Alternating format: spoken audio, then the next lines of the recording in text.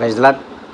మన ప్రభువును మన రక్షకుడు అయిన ప్రభువైన యేసుక్రీస్తు యొక్క గొప్ప ఘనమైన నామములో అందరికీ శుభాభివందనములు తెలియజేసుకుంటున్నా.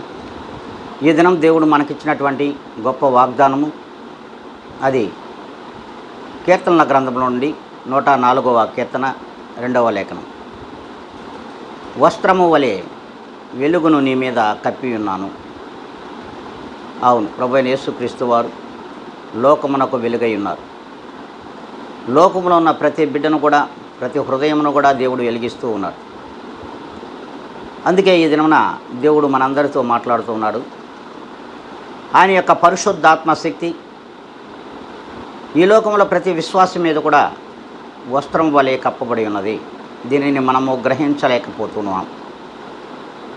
క్రీస్తు మన మీద కప్పి ఉన్నటువంటి ఆ యొక్క పరిశుద్ధాత్మ అనే వస్త్రమును, ఆ వెలుగును మనం గ్రహించలేక ఇంకను దేవునిని వెతుకులాడుతూ ఉన్నారు. ప్రతి జనము కూడా, ప్రతి ప్రజలు కూడా.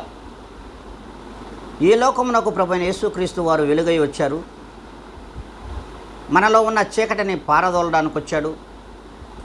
మరి చీకటిలో బ్రతుకుచున్నటువంటి మన జీవితాలలో వెలుగును ప్రసాదించడానికి వచ్చినటువంటి ప్రభువైన యేసుక్రీస్తు వారిని ఇంకనూ మనం నమ్మలేకపోతున్నాం.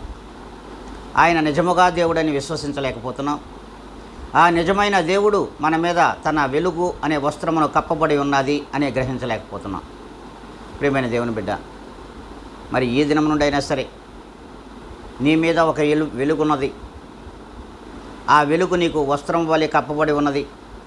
అదే పరిశుద్ధాత్మ శక్తి అని గ్రహించగలిగినట్లయితే ఇప్పటి నుండి అయినా, ఏ దినం నుండి అయినా సరే మనం కలిసి ప్రార్థనలో ఏకీపిద్దాం.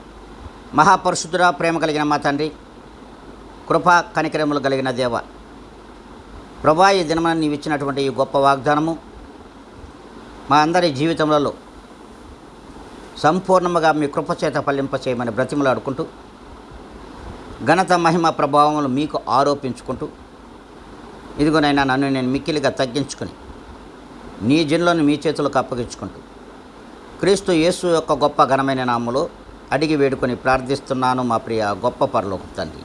ఆమేన్.